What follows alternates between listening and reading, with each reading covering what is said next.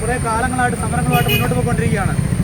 ഈ അവസരത്തിൽ നമുക്ക് മാറി മാറി വരുന്ന പിതാക്കന്മാർ നമ്മുടെ സഭയെ വഞ്ചിച്ചുകൊണ്ട് നമ്മളെ വഞ്ചിച്ചുകൊണ്ട് മുന്നോട്ട് പോയിക്കൊണ്ടിരിക്കുകയാണ്. എനിക്ക് കിട്ടിയ ഒരു ന്യൂസ് അനുസരിച്ച് ഞാൻ അറിഞ്ഞത് നമ്മുടെ പാമ്പ്ളാനി പിതാവ് താമസിക്കാൻ സ്ഥലമില്ലാതെ അലഞ്ഞുകൊണ്ടിരിക്കുകയാണ്.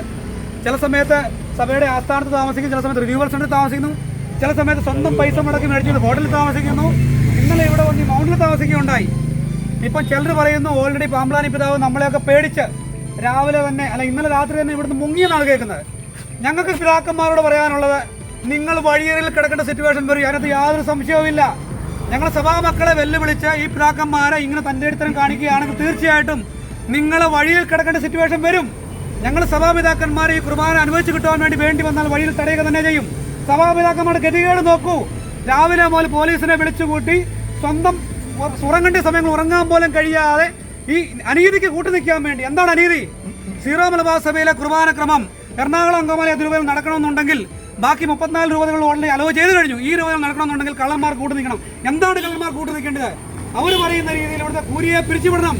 അവർ പറയുന്ന രീതിയിൽ കൂലിയെ പിടിച്ചുവിട്ട് കഴിഞ്ഞാൽ അവർ ഒരു കുർബാനയെങ്കിലും നിങ്ങൾക്ക് വേണ്ടി ചെല്ലാം. ഇവിടുത്തെ കൊച്ചച്ചന്മാർ, അതായത് സ്റ്റാമ്പ് പേപ്പറിൽ സൈൻ ചെയ്ത് കൊടുത്ത കൊച്ചച്ചന്മാർ പറയുകയാണ് ഞങ്ങൾക്ക് ഒരു കുർബാന മാത്രമേ ചെല്ലാൻ പറ്റും, അത് അംഗീകരിച്ചു കൊടുക്കാമെന്ന് ഇവർ പറയുന്നു. ഇത് ആർക്ക് വേണ്ടിയാണ് ഇവർ ചെയ്യുന്നത്? ഇവിടുത്തെ അച്ഛന്മാർ പറയുന്ന അവർ ഒരു കുർബാനയിലും ചെല്ലാമെന്ന്. അപ്പോൾ ഇതിൻ്റെ അകത്ത് ഒരു കാര്യം വളരെ വ്യക്തമാണ്. ഇവിടുത്തെ സഭയുടെ തലവനെ, ചില ആൾക്കാർ പറയുന്നത് സഭയുടെ തലവന് കഴിവില്ലെന്ന്. കഴിവില്ലാത്ത സഭയുടെ തലവനെ ഒരു കൂട്ടിൽ ഒളിപ്പിച്ചു വെച്ചുകൊണ്ട് പാമ്പ്ളാനി പിതാവ് തന്റെ രാഷ്ട്രീയ കുതന്ത്രം ഉപയോഗിച്ചുകൊണ്ട് ഇവിടെ സഭയെ കൈവലാക്കി ചെയ്യപ്പെടുകയാണ്. ഇവിടുത്തെ മെത്രാന്മാരെവിടെ? ഇവിടുത്തെ ബിഷപ്പുമാരെവിടെ? വത്തിക്കാനെവിടെ? നമുക്ക് സഭയുടെ ബിഷപ്പുമാരോട് പറയുവാനുള്ളത്, പരമനുസരണെ നമ്മളെല്ലാവരും പോയി കണ്ടു. നമ്മൾ പോയി കാണുമ്പോൾ നമ്മളുടെ കൂടെ അവരോട് പറയും ഞങ്ങൾ നിങ്ങളുടെ കൂടെയാണ്. പക്ഷേ ഇവർ ഒരുമിച്ച് കൂടുമ്പോൾ ഇവർ ഒറ്റക്കെട്ടാണ്. അതുകൊണ്ട് നമ്മൾ വിശ്വാസികൾ ഒരു കാര്യം മനസ്സിലാക്കണം, സീറോ മലബാർ സഭയുടെ കുർബാനക്രമം നമുക്ക് അനുവദിച്ചു കിട്ടണമെന്നുണ്ടെങ്കിൽ ഈ കുരിശുയുദ്ധമായിട്ട് നമ്മൾ മുന്നോട്ട് പോയേ പറ്റൂ. ഈ കുരിശുയുദ്ധത്തെ ഒരു പോലീസ് ഫോഴ്സിനും ഒരു പട്ടാളത്തിനും ഒരുത്തർക്കും പ്രതിരോധിക്കാൻ സാധിക്കത്തില്ല. പരിശുദ്ധാത്മാവായ പ്രചോദനമായിട്ടാണ് നമ്മളിവിടെ വന്നിരിക്കുന്നത്. അതുകൊണ്ട് നമ്മുടെ ഈ സഭയിൽ ഈ കുർബാനക്രമം നമുക്ക് അനുവദിച്ചു തന്ന സീറോ മലബാർ സഭയാണെങ്കിൽ ആ കുർബാനക്രമം നമുക്ക് കിട്ടണം. നമ്മളാരും ഈ കുർബാനക്രമത്തിന് വേണ്ടി യാചിച്ചിട്ടില്ല.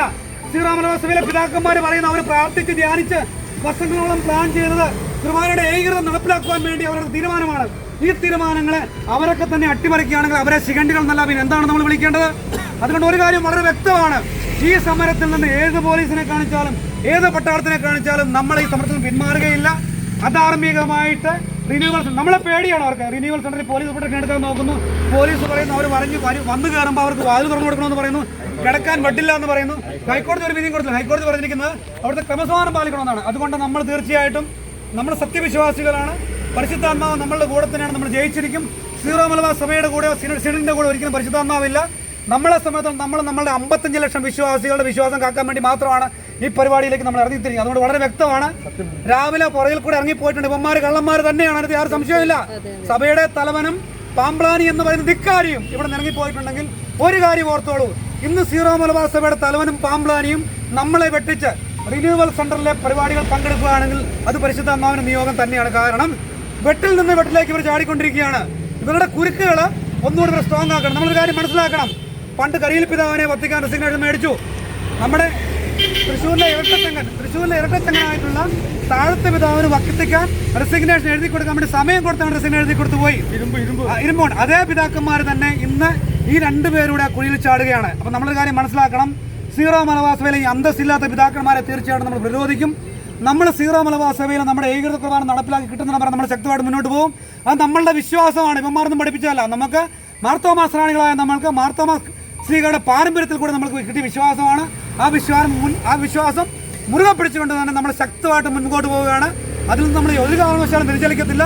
പരിശുദ്ധാത്മാവ് നമ്മളുടെ കൂടെ തന്നെയുണ്ട്. അതുകൊണ്ട് ഒരു കാര്യം കൂടെ പിതാക്കന്മാരോട് പറയുന്നു, ഈ മീഡിയയിൽ കൂടെ കേട്ടുകൊണ്ടിരിക്കുന്ന ഈ വാഴപ്പിണ്ടികളായിട്ടുള്ള എല്ലാ പിതാക്കന്മാരോട് പറയുന്നു, നിങ്ങൾ നിങ്ങളുടെ സിംഹാസനങ്ങൾ മാത്രമാണ് കേന്ദ്രീകരിക്കുന്നതെങ്കിൽ തീർച്ചയായിട്ടും സീറോ മലബാർ സഭയിൽ അപജയം ഉണ്ടാകാൻ വേണ്ടി നമ്മൾ സമ്മതിക്കത്തില്ല. തീർച്ചയായിട്ടും ഞങ്ങൾ സത്യവിശ്വാസികൾ ഒരു കൂനം കുറിച്ച് സത്യം പോലെ തന്നെ ഈ കുറിച്ചിൽ കൂടെ ഞങ്ങൾ ജയ് ജയ്